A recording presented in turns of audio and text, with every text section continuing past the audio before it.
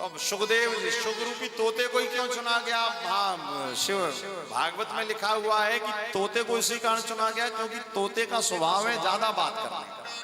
तो भगवान ने तोते के स्वभाव को चुना, तोते के स्वभाव को चुना, बोले इसको यहाँ वहां की चर्चा नहीं, कथा सुनवा दी जाए। महादेव ने कथा गई, पार्वती सो गई, वो पूरी कथा सुख रूपी तोते ने सुन ली।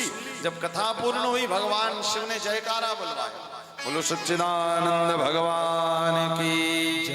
तो वो जयकारा किसने बोला? तोते ने। महादेव ने कहा ये पार्वती ने जयकारा ना बोलकर तोते ने बोला। महादेव तो क्रोध आ गया, बोले कहा कुछ नहीं, किसी ने मेरा धन चोरी कर लिया है, मेरा धन चोरी। अब वो तोता उड़ रहा है सुनकर कथा। उसने कहा अब तो मेरे को काम की चीज मिल गई, अभी यदि मैं यहाँ रहा तो महादेव कहीं मार ना दें, क्योंकि महादेव की अमर कथा है और जिसने अमर कथा सुन ली उसे कोई मार सकता नहीं। वो तो उड़ता उड़ता गया। व्यास जी की पत्नी सरस्वती नदी, बद्रीनाथ के ऊपर व्यास गुफा है, व्यास गुफा, वहीं पर व्यास जी ने बैठकर भागवत लिखी।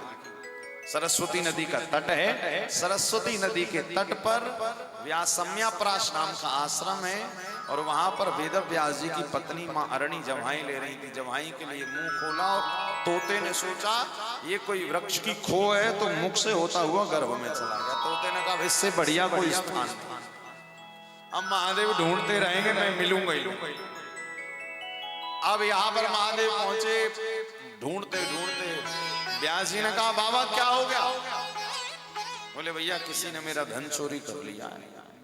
तो व्यास जी ने कहा आपका धन? अब आपके पास है क्या जो कोई चोरी करेगा? बैंक बैलेंस है ही नहीं, शमशान में रहते हो, जहां पर कोई नहीं रहता, रात में भी निकल जाए तो महाराज उसका इसी में सिर भारी हो जाता कि आज हम शमशान से निकले,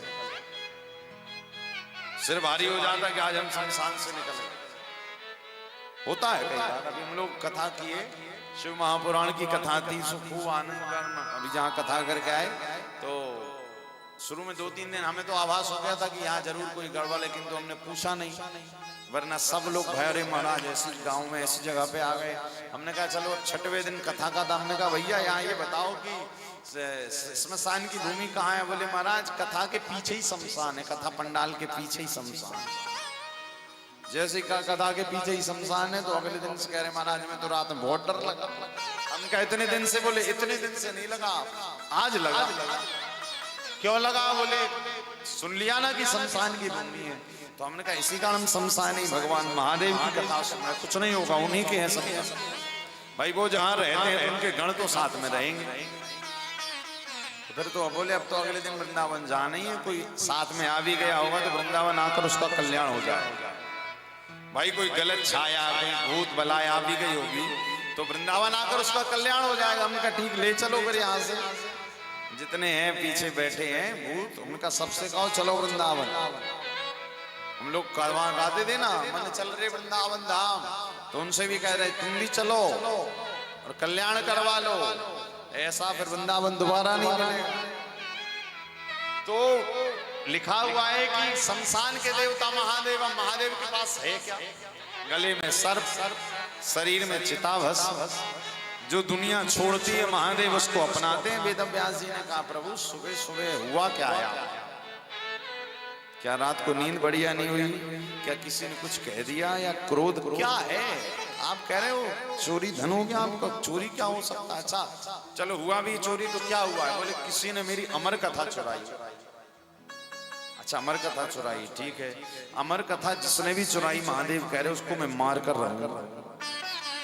व्यास जी कह रहे बाबा आज तो पक्का पागल हो गए, आप ही कह रहे हो अमर कथा। जिसने अमर कथा सुन ली हो भला उसे मार कौन सकता है? महादेव आप ही बताओ। शायद आपको क्रोध ज्यादा है इसी कारण मुख से कुछ की कुछ बातें निकल रही।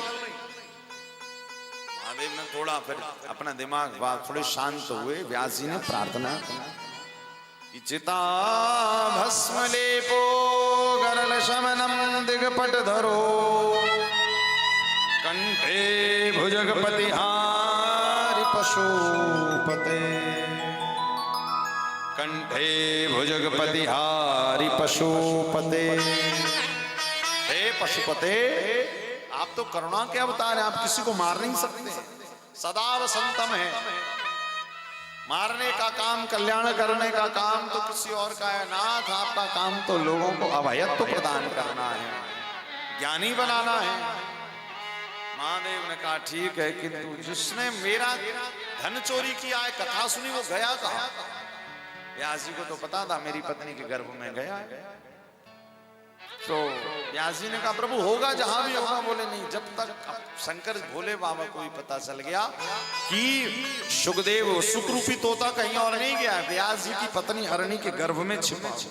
महादेव तो महादेव, महादेव कह रहे हैं जब तक वो गर्भ से बाहर नहीं आएगा तब तक मैं जाऊंगा नहीं। और अंदर सुखदेव स्वामी सोच रहे हैं कि जब तक भोले बाबा जाएंगे नहीं मैं बाहर निकलूंगा नहीं, क्योंकि उसको भय कि हम निकले और महादेव ने मार दिया फिर। और महादेव सोच रहे हैं निकले तो जरा देखें तो कैसा है, जिसने चोरी करी इतनी बड़ी हिमाकत। अब ये झगड़ा चल ही रहा है, 12 वर्षों तक चला ये झगड़ा। महादेव कह रहे जब तक वो बाहर नहीं आएगा मैं जाऊंगा नहीं, और अंदर सुखदेव स्वामी सोच रहे जब तक वो जाएंगे नहीं तो हम निकलेंगे नहीं। व्यास जी ने कहा इन दोनों के झगड़े में तो बेचारी हमारी पत्नी चली जाएगी। भाई 9 महीने का गर्भ, 12 साल तक सुखरूपी तोता बन के अंदर तोता। व्यास जी ने कही महादेव एक काम करो, आप तो उसने हमारी कथा सुनी ली है, मार तो सकते नहीं, एक काम करो आप पधारोगे तब वो बाहर आए। महादेव ने कहा अच्छा चलो हम जाते हैं। जाने लगे तो व्यास जी ने कहा प्रभु एक काम करते जाओ ना, कि जो पत्नी के गर्भ से जो पैदा होगा उसको कोई आशीर्वाद दे दो, महादेव का आशीर्वाद लग जाएगा। तो महादेव ने देना शुरू किया। अब वो जो वरदानी है बाबा, देने पर आता है तो एक चीज थोड़ी दे। क्या कहा?